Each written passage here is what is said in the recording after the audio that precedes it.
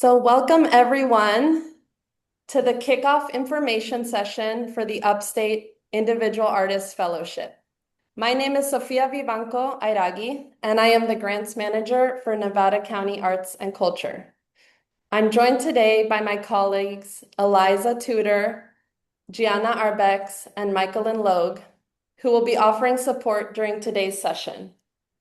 We are thrilled to share this opportunity with you and to be the administering organization for California Arts Council's Individual Artist Fellowship here in the Upstate region. This program is part of a statewide effort to support the individuals who make up the backbone of our creative economy. Before we dive in, I do want to mention that while our approach to administering this program follows the success of programs like Upstate California Creative Corps, this particular program has a distinct focus on recognizing artistic excellence for individual practitioners as unrestricted funding rather than project-based funding. As we administer this grant, we are once again partnering with our fabulous network of peer county arts agencies, each of whom are state local partners with CAC. They will be supporting applicant outreach, grant review panelist outreach, and can be a resource for support locally as well.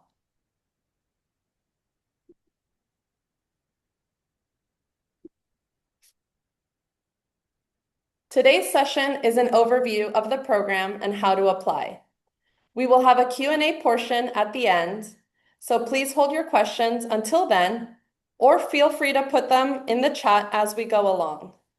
Gianna will help me capture those, as well as I already got a lot of lovely questions from people from the Zoom registration. Just a note that all of the links shared throughout the presentation are available on our website, as well as hyperlinked on the slides, which you will get afterwards. And we will also post them on our website, which is upstateiaf.org. So the mission of the Upstate Individual Artist Fellowship is fourfold. First, it recognizes artistic excellence across all disciplines. Second, it provides unrestricted financial support, meaning you get to decide how the funds best serve your life and practice as an artist or culture bearer. Third, it's about capacity building through networking and professional development. And finally, it aims to highlight the social impact of your work within the Upstate region. Region 1, our 19-county Upstate region, is administered by Nevada County Arts and Culture. It is the largest service region in the state and covers 47,000 square miles of Northern California. California Arts Council has provided $240,000 in total funding for this region. I'm pleased to introduce next our Executive Director, Eliza Tudor. Hi, everyone. It's great to be together. And before we go further, we just wanted to acknowledge something important about this opportunity. While this fellowship represents a significant investment in individual artists and culture bearers across the region, it is a competitive statewide program with only a limited number of awards made available. Unlike Upstate California Creative Corps, through which we distributed close to 3.8 million across the same region and supported a much larger number of artists, this program is designed specifically to recognize artists and culture bearers at key pivotal moments in our careers. And on the next slide, if we could just move along, we have a snapshot of individual artists' fellowships awards made by the California Arts Council in our service region during the program's 2021 and 2023 cycles. We're now in the third cycle under California Arts Council. Reviewing how many artists were funded in each tier and which counties previous fellows came from can help set expectations about the scale and distribution of awards in a rural multi-county region such as ours. And while each cycle differs depending on the applicant pool and panel review, these examples might offer a useful point of reference as you consider which tier may be the best fit for your work and your application. And then if we just move along, thank you so much. So California Arts Council has ensured that at least 3 fellows will be selected in each tier, with additional awards depending on application volume and panel scoring. And all awards are made at their full amount rather than partially distributed. Even with this selectivity, we strongly encourage artists and culture bearers to apply because the process itself helps articulate your practice, situate your work within the broader creative ecosystem, and makes your contribution visible to regional and statewide cultural leadership. So there are 3 distinct tiers of support, as I've mentioned. The $5,000 award for emerging artist fellows are for those at the beginning stages of sharing their work publicly.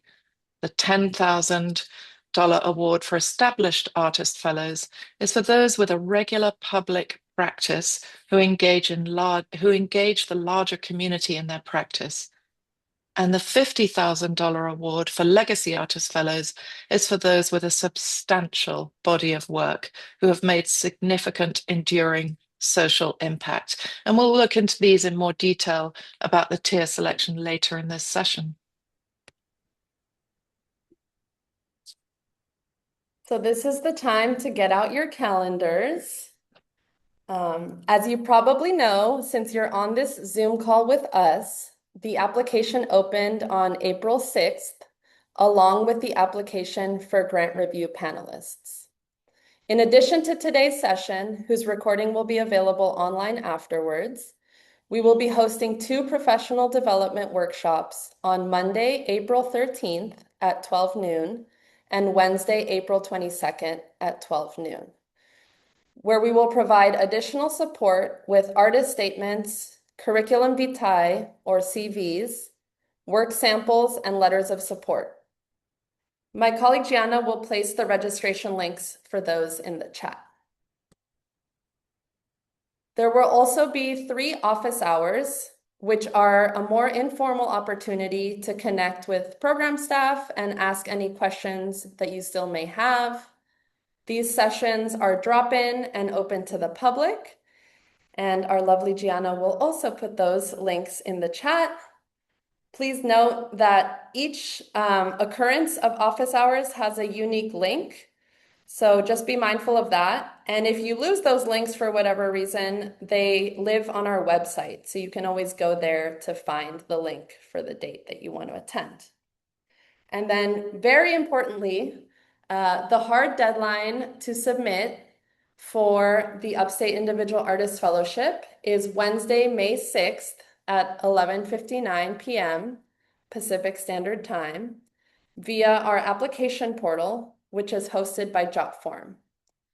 Then the grant review panel process will ensue, and finally, funding notifications and the grant activity period will begin in August. Now we're going to get into some of the eligibility requirements, which come directly from the grant guidelines. And again, you can find those on our website. So to be eligible, you must have been a California resident for at least 2 years and currently reside in one of our 19 upstate counties.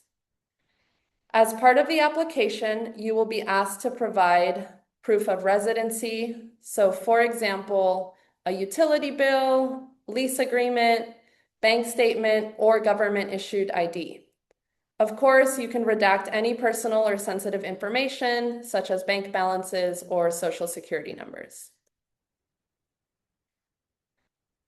In order to apply, you must be at least 18 years old. While full-time higher education students are eligible, kindergarten through 12th grade students are not. Importantly, this is for individual artists and culture bearers of any discipline. And you must be the primary creator of your work, not an interpreter of others' work.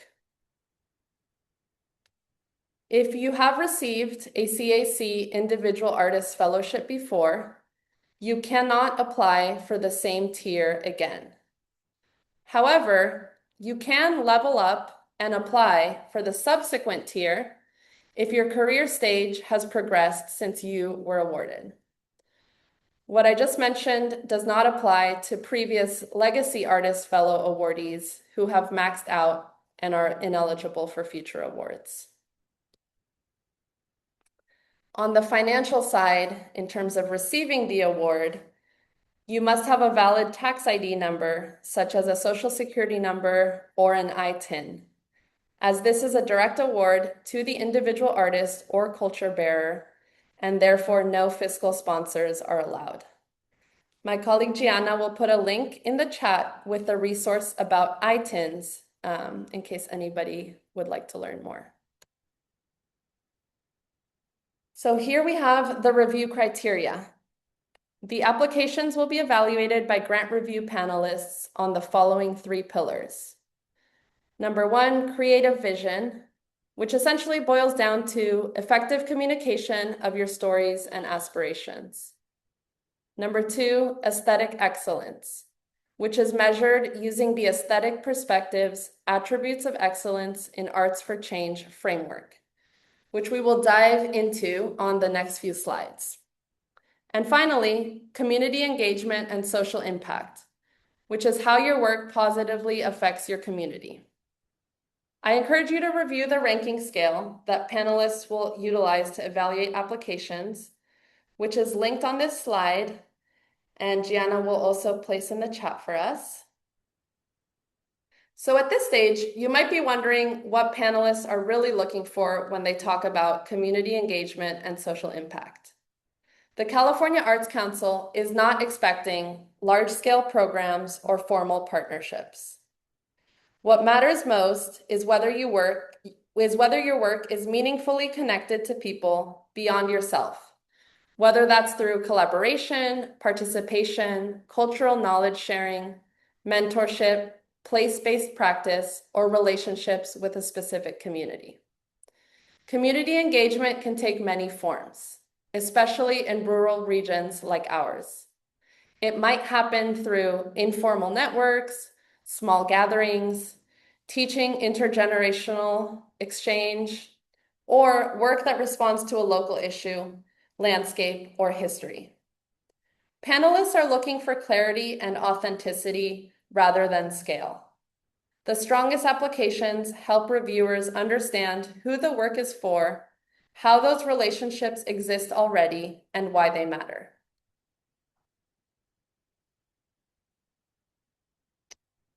So like I mentioned on the previous slide, one of the review criteria, aesthetic excellence, is measured using the Aesthetic Perspectives framework. The California Arts Council uses the Aesthetic Perspectives framework as a shared language for recognizing artistic merit in work that engages community life, cultural knowledge, and social context.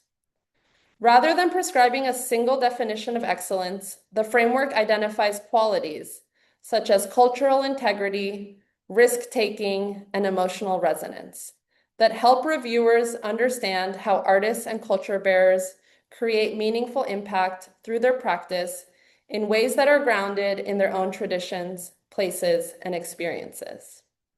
It is not intended to be a checklist or requirement for social justice content, but rather used as a flexible guide that supports equitable evaluation across diverse artistic forms, especially those that may not fit conventional academic or urban-centered standards of aesthetic value.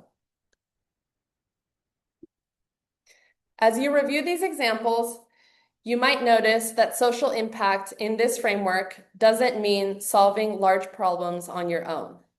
It's more about the degree to which, as an artist or culture bearer, you are creating space for dialogue, helping people encounter new perspectives, or imagining alternatives together. Artistic work can shift how communities see themselves, how stories are shared, or how ideas move between people. When responding to the narrative questions, think about the kinds of change your work makes possible, even in small or relationship-based ways. Panelists are interested in how your practice opens understanding, strengthens connection, or creates opportunities for exchange within the communities you engage. The Aesthetic Perspectives Framework is a large document, and we absolutely do not expect you to read it in its entirety. Over the next 2 slides, I'm going to walk you through an approach that allows you to familiarize yourself with the framework enough to be able to utilize it in your narrative question without reading the whole thing. So like the example up on the screen, each of the 11 aesthetic attributes has its own page within the document, where you will find the definition as well as reflective questions designed to help artists and culture bearers apply that concept to their own specific work and contexts.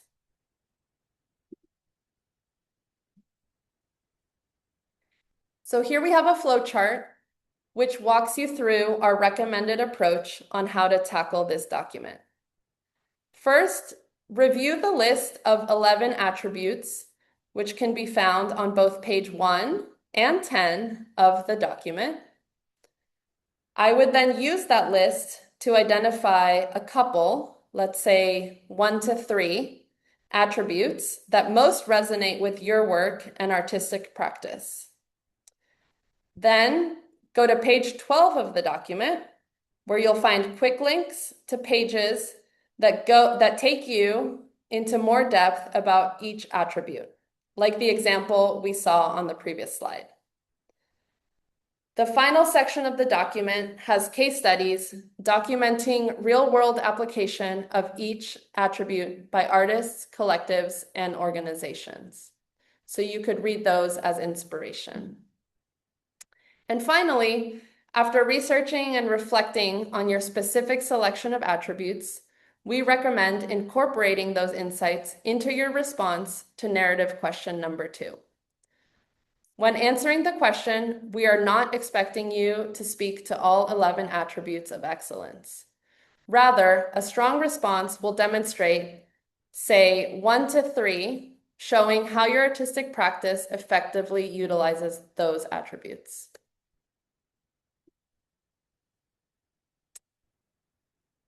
So our application asks for responses of your basic contact information, information about your artistic process, as well as narrative questions, work samples, a curriculum vitae or CV, and a letter of support.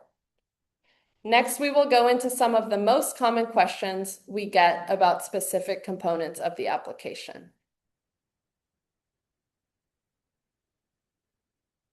So one of the most common questions we receive is, how do I determine which fellowship tier is the best fit? We encourage you to think of these tiers not as measures of artistic quality nor age, but rather as reflections of where you are in the arc of your public artistic practice. So ask yourself, how do my peers perceive me? Am I a mentor, legacy, a consistent contributor, established, or a developing voice, emerging? Emerging artists are typically at earlier stages of sharing work publicly and building community connection.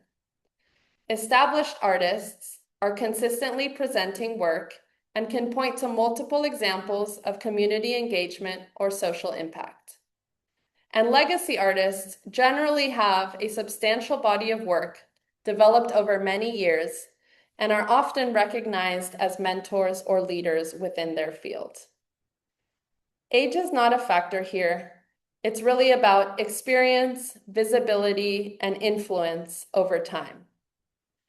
We recommend choosing the tier that most closely reflects how your practice would be understood by peers and community members today, because each tier is reviewed relative to that stage rather than against the others.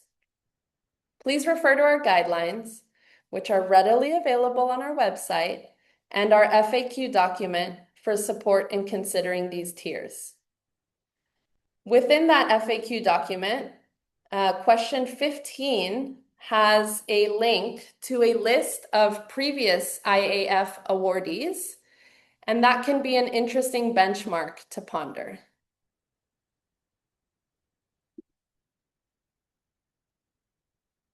On this slide, you will find the specifications for each work sample file type, which I've pulled directly from the application questions. This, of course, does not mean that you need to submit one of every kind. Let's say you are a visual artist, you would most likely be submitting images, and so on and so forth. But just a few important things to note. Our application portal Jotform has a maximum file size of 3 megabytes per upload. If you are providing a link to an audio or video file that is longer than 2 minutes, you must specify the start and end times for the 2-minute segment you want panelists to review in the work sample notes field of the application. Please also use that work sample notes field to describe your work samples and provide context for what the review panelists are looking at. If you are using images, we encourage you to select high-quality images that are relevant to your narrative questions. In general, the work samples should feel like a unified body of work or a clear progression of your practice. And regardless of your medium, the work should demonstrate a mastery of your tools. Again, please review the FAQs for more information and also attend our professional development session on Wednesday, April 22nd at noon, where we will go into more details about work samples and letters of support best practices. And Gianna's gonna put that link in there for us, just in case you didn't catch it last time. So we have also provided you with a Google Doc/Word template, which contains the exact same application questions you will find in our application portal, Jotform. Although Jotform has a feature that saves your in-progress work, out of an abundance of caution, we recommend that you work on your application in a Google or Word document to avoid any technical glitches or session timeouts that can lead to lost work. Doing so also allows you to use spell check, easily track your word counts, cohesively gather your work samples, as well as share your drafts with peers or mentors for feedback. So now I'm gonna walk you through how to utilize the template.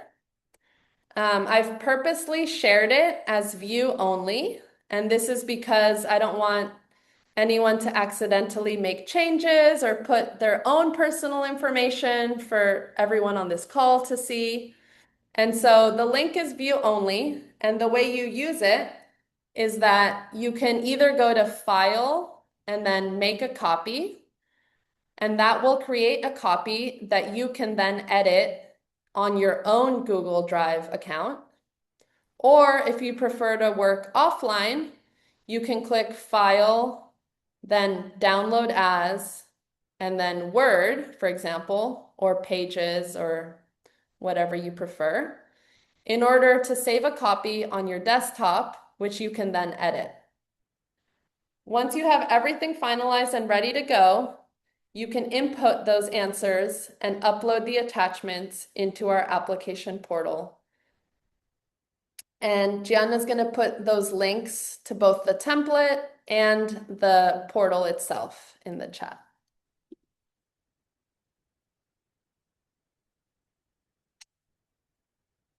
We're almost getting to the Q&A section.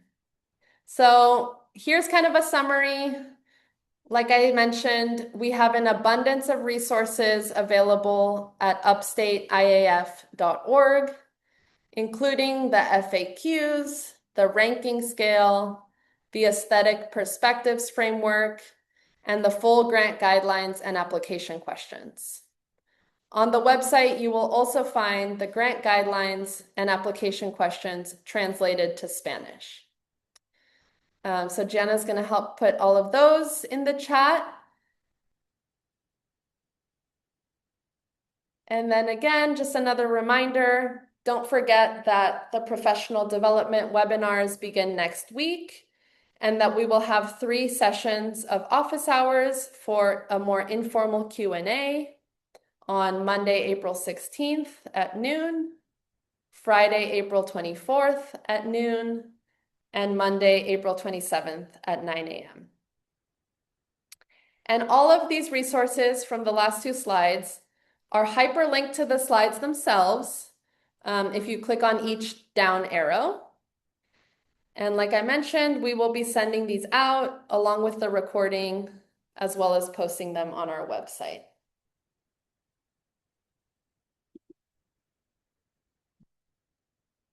And I think, yeah, this is my Q&A slide. We made it. We're gonna shortly open up the floor for questions. I do want to begin by putting into the chat all of the questions as well as their responses that I got from you all in the registration link. You all submitted some amazing questions, so we're gonna copy and paste those. But I think it might be helpful as well if I say some of them out loud because there were a few that were related.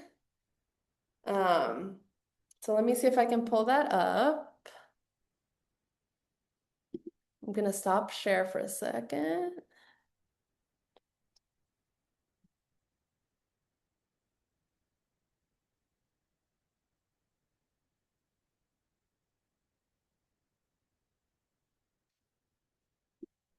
Okay, so I'm gonna start with a question that I got in a few different flavors or formats, which was basically making that distinction between unrestricted funding and project-based funding. So I got a question that said, would a grant be given for a specific project worked on during the fellowship period or towards the artist's overall career? And so the answer is this is an award towards the artist's overall career, and therefore it's not project specific or project based. I mean, obviously, you're going to talk about projects you've done in your application to justify your artistic excellence, but you're not proposing a new project.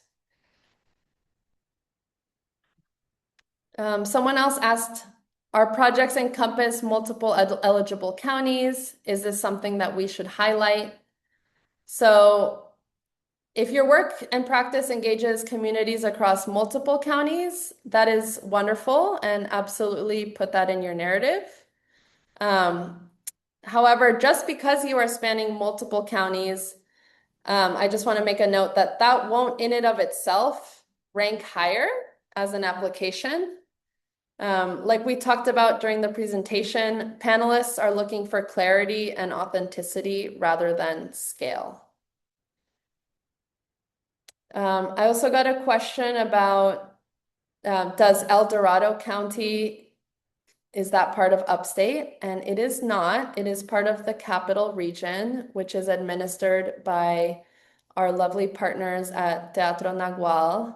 And so what I'm going to ask is Gianna's going to put in the chat a link, or sorry, all of the different regions of California for the Individual Artist Fellowship.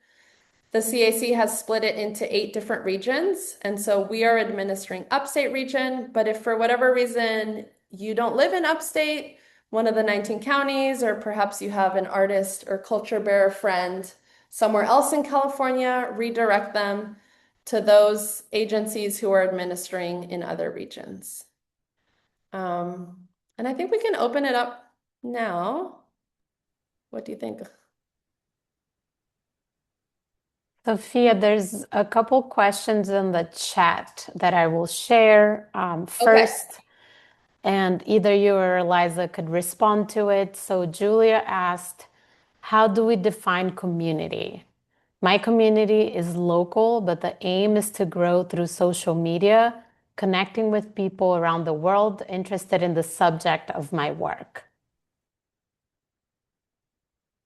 Eliza, do you want to take it or should I take it? Let's both. I'm unmuting myself. Off you Okay, go yeah. first. I'm like my first response is like local community is community, and so I would speak to that. Um, and I'm trying to On remember, the like, other yeah. on the other hand, I happen to know that Julian is an author, and so Mm, his readership would spread far beyond his local community if published. And if he is applying as a local artist within the service region of upstate California, regardless of his audience, if he is meaningfully drawing from and serving through his writing his local community, that's great. Um, do you have anything to add to that, Gianna or Sophia? I think that describes it perfectly. We'll just move on to the next question. Naima asked, the fellowship ranges from 5 to 50,000. Do you know which amount you are applying for at the emerging tier? So I can just answer that one. If you're an emerging artist, the tier that you're applying to is 5,000. Again, if you're established artist, that would be 10,000. And if you're a legacy artist, that's 50,000. And then I will just move on to the next question from Tom Durkin. What are the recording keeping requirements? Which Eliza, would you like to answer that? I think I think you might mean, Tom, what documentary you an Upstate California Creative Corps grantee, and as such, we asked a lot of you in terms of documenting your work during that time. Um, Sophia, do you want to take it from here? Yeah, so Tom helped me out on that one because he submitted it ahead of time. So I have a scripted response ready for you all. Um, so unlike the Creative Core, which was project-based, the Individual Artist Fellowship is unrestricted funding. Therefore, you will be asked to do minimal record keeping. If awarded, you must comply with the requirements that are stipulated in the grant agreement, which is complete the contract documents so that we can get you the money. Communication and reporting, which basically means we're going to ask you to submit a photo and a brief quote, perhaps some basic demographic data, which will be obviously optional, that we can then use to report back to CAC. And we would post, your image and bio on our website and that kind of stuff. And then we'll do a fellowship convening for all fellows at some point during the 1 year grant activity period. And while that is not mandatory, you are strongly encouraged to participate. So that's what the requirements would be.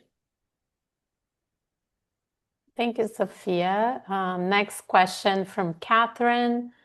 What is the letter referred to in one of the slides? Letter of recommendation, question mark. Yeah, so I was calling it a letter of support, which is essentially the same thing as a letter of recommendation. So I hope that answers your question. And then next we have a question from Michael West. Maybe Eliza, you can answer that one.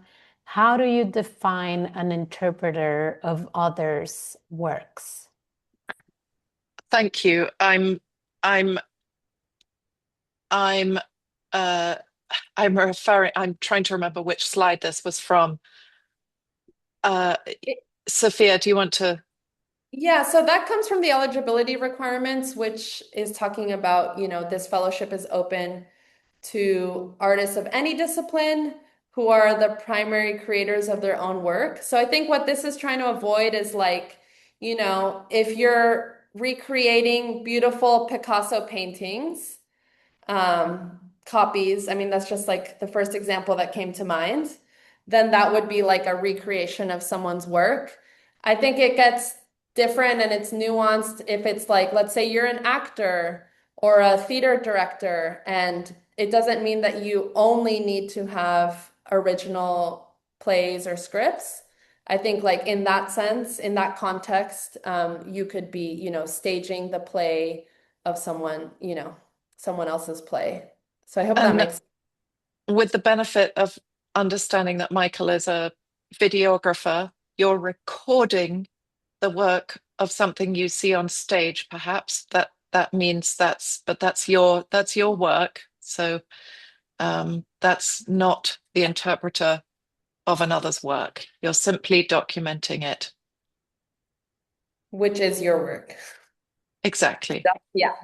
So next we have a pretty good question from Marina Messina. Her question is, a vast majority of artists' career and legacy happened in another country. Can that experience be considered as proof of artistic excellence and experience?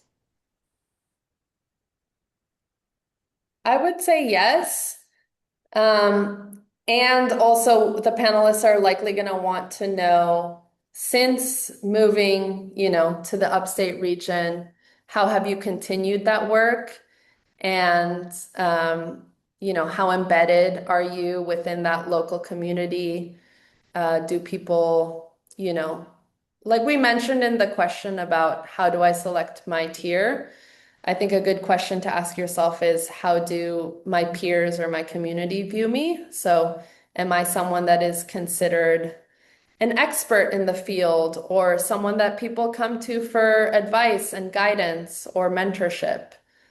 So those are two things I would consider. But absolutely, previous experience outside of the country is more than welcome.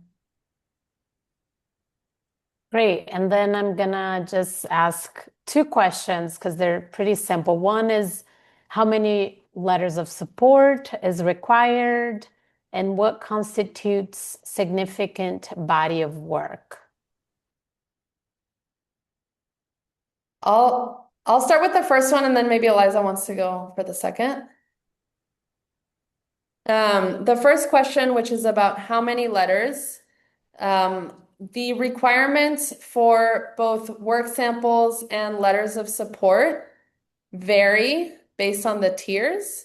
And so for emerging and established, you will be required to submit one letter of support, and for legacy, you will be required to submit two.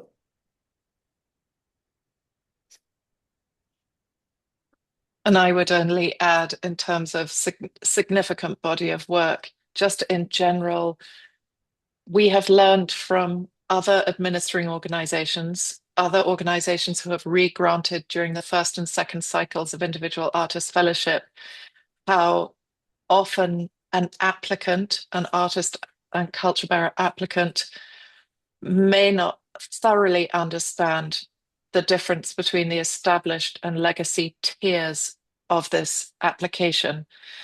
And the difference between the award between 10,000 and 50,000 is pretty significant. So if you're going for the legacy, know that the body of work will be significant. The expectation from the panelists will be significantly greater. And again, you can be in touch with us. We'll be speaking more about this in our office hours and professional development sessions. Next question from Naima. I think she wanted to clarify her question regarding emerging artists. So she's saying, the emerging artist category, I understand that there is a total of 5,000. Is it per applicant, or is it divided amongst all of the applicants? If it is divided, how many applicants will be selected? I heard there would be 3 applicants chosen per category, within the possibility of more. What does more mean? So that means, Naima, that there's $240,000 that are going to be re-granted within the 19 county region. And within those 3 tiers, there will be at least 3 awards for each of the categories, and the remaining will be up to the review panel that will be selected based on the rubric and then the review criteria. So what does more mean? It means up to 240,000. And then I'll just tackle another question here from Alexis. Will there be an overall balance of different artistic disciplines such as visual art, performing art, and etc.? Eliza, would you like to speak to that? I think Sophia can take this one. Yes, there will be a balance. I'm not sure exactly what that will look like because it has so much to do with panelist scores and the overall applicant pool. So it's really hard to predict. But, based on other IAF cycles and other administering organizations, I would say that generally there's a mix of disciplines because it is open to all. Next question from Michael West. Would it benefit me to have letters of recommendation from more than one person spread over different types of video recording, for instance, theater, poetry, community forums, and etc.? So I'm assuming, Michael, you're considering applying for the legacy artist tier, which would ask of 2 letters of support. And my perspective on this, I mean, obviously I can't speak for all the panelists, but my personal perspective on this is that I think it would be beneficial to have letters from different perspectives because that can help the panelists understand the dimensionality of your work. So I would encourage that.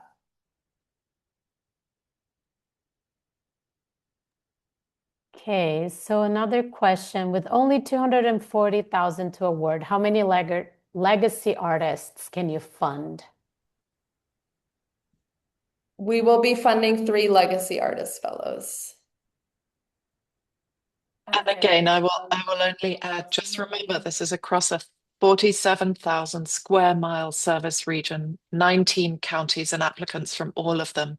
So if you are considering applying to the legacy artist tier, know that it will be extremely competitive. So think deeply about that tier and how you may or may not fit into it. Next question from Moshi. What would be considered a sufficient source for the letter of support? So I'm going to refer to questions number 24 and 25 in my FAQs, and hopefully that can help answer. So along with being familiar with you and your work, we suggest selecting the person/organization that can write the strongest letter of support. They do not need to be an artist themselves, but you do want to pick someone that can speak to your artistic practice and excellence.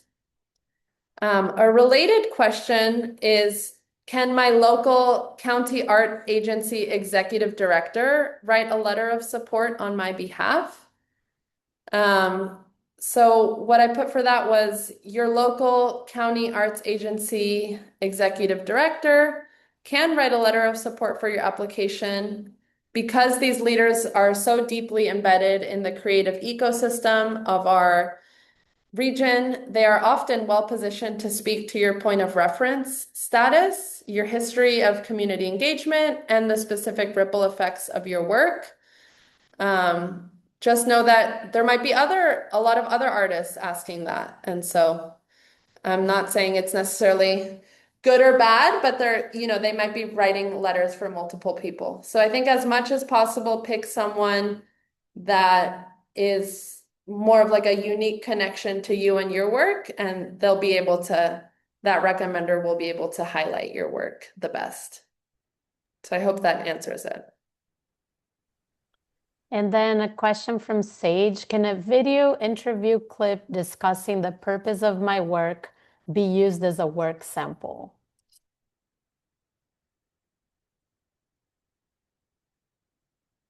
I'm thinking. I don't see why not, Eliza.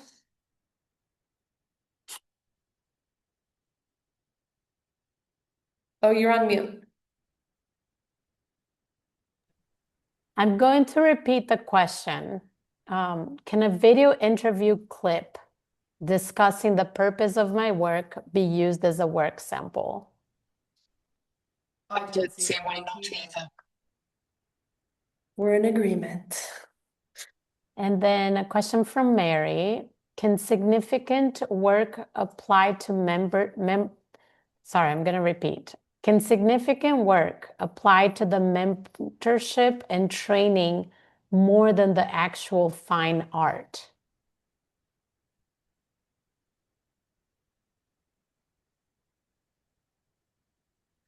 Yes, particularly when we're thinking about community and social impact, especially in the upper tiers. I think that's quite relevant, isn't it? What do you think, Sophia? I think so. I agree. Next question from Emily. Does the body of work that show have to be represented by galleries or art shows? In other words, can an artist have a large body work over multiple decades, but not have show frequently? I'm trying to find. Okay. So my instinctual response is no, you do not need to be represented by a gallery. That being said, I think especially as you move up into the higher tiers of the fellowship, because one of the ways in which California Arts Council defines artistic excellence is through this idea of, public arc of your practice and your practice being visible and engaged with community in whatever way that might mean for you. Um, it doesn't have to have been shown at a gallery, but I do think somebody will have needed to see it somewhere. So I hope that makes sense. And then a last question here, and we do still have 7 minutes. So if there's any clarifying questions that need to be asked, but I'm gonna just go over this last one from Martha. How many applications were received for Nevada County in the previous round? Just to get an idea of volume of applicants per county. So I don't know for Nevada County specifically, but I was just looking at this data yesterday.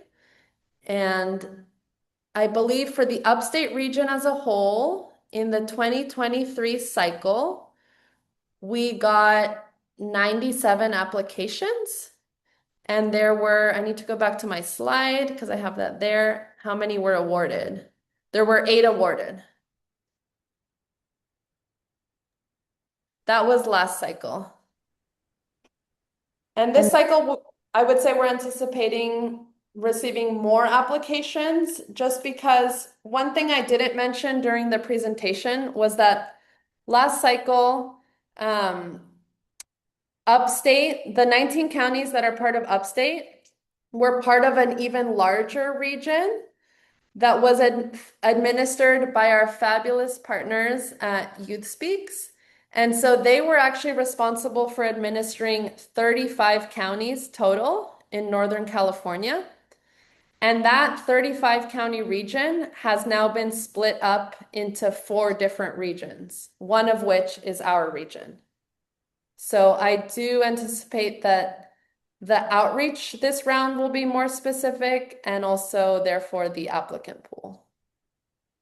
And another piece of reference, last round from Youth Speaks within that region, they had 1,350 applications and only have had 48 artists selected to kind of do some benchmarking in terms of competitiveness. Yeah, I think the point that is being made is how astonishingly competitive all grant programs are that are coming down to us and for which we are grateful from the state at the moment. Funding is scarce, and thus the competitiveness within those grants ever more so.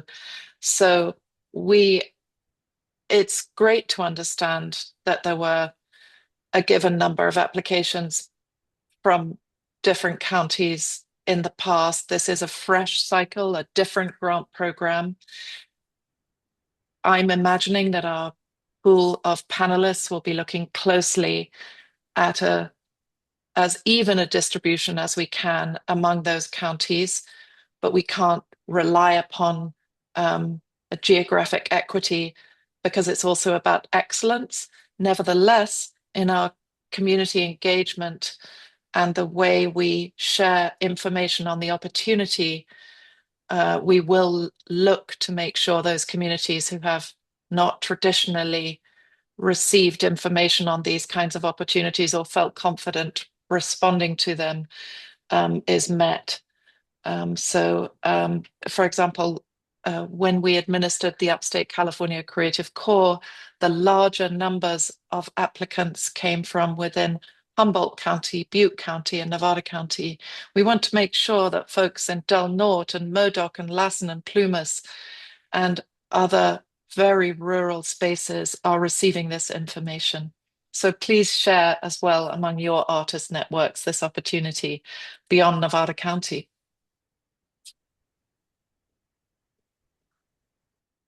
Thank you, Eliza.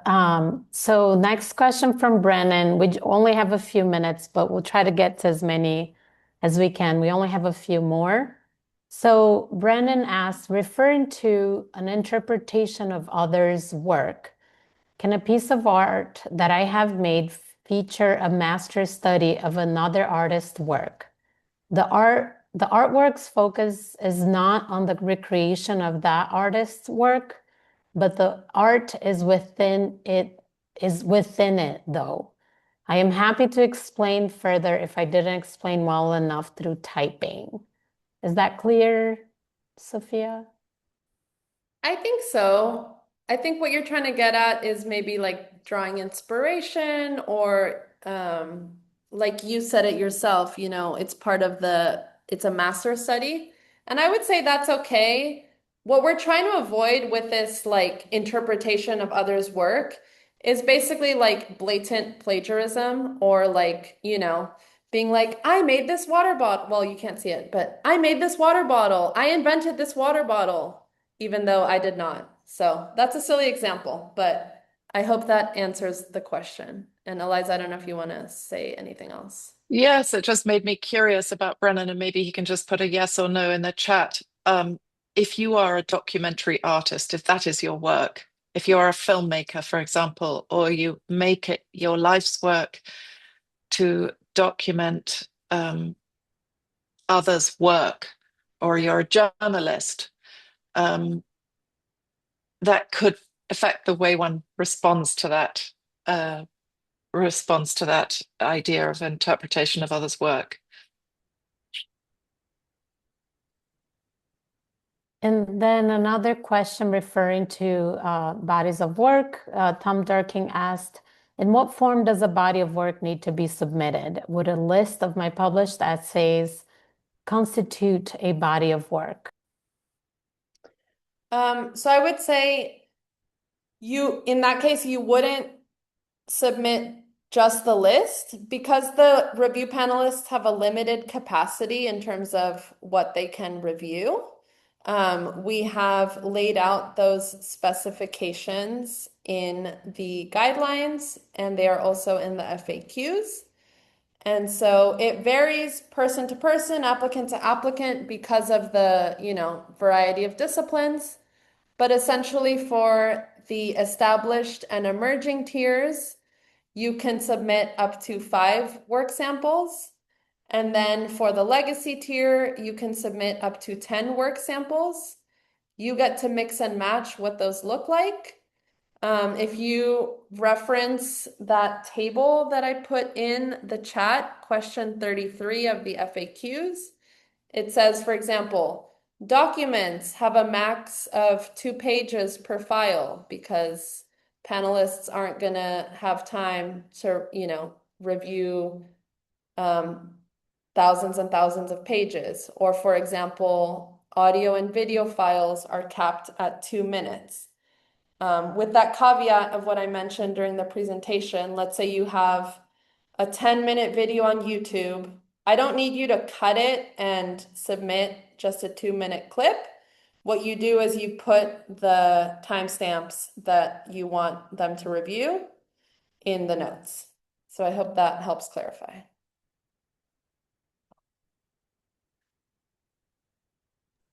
We are at time, everyone. Sophia, I'll let you guide that if you would like to answer a couple more questions or if you just want to let everybody know of further opportunities to get their questions answered.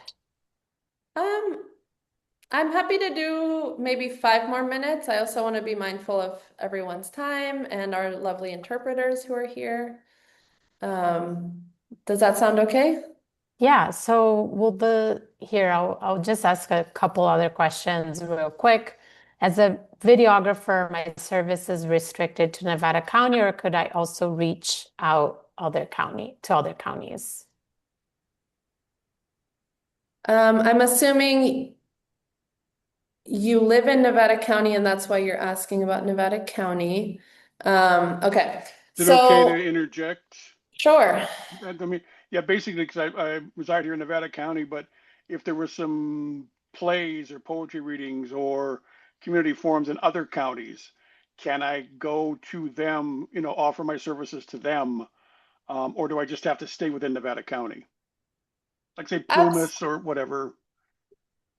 so yeah, absolutely. What I will say is to me, it sounds like you're interpreting it as a project-based grant, which this is, just want to be really clear that this is an unrestricted funding fellowship that celebrates artistic excellence. And so in your case, what you would do is you would say, look, I've worked in Plumas, Nevada, X, Y, and Z county, and use that to make your case about why you are an excellent community engaged artist rather than with this money, I need to then go do a project in X, Y, and Z county. So I hope does that make sense? Okay, so we'll just go over one more question and then we will have to go because we are at time. But Mary asked, are you looking for more creative fine art of the individual applying or creative outreach and education to fellow artists and community outreach? Are you like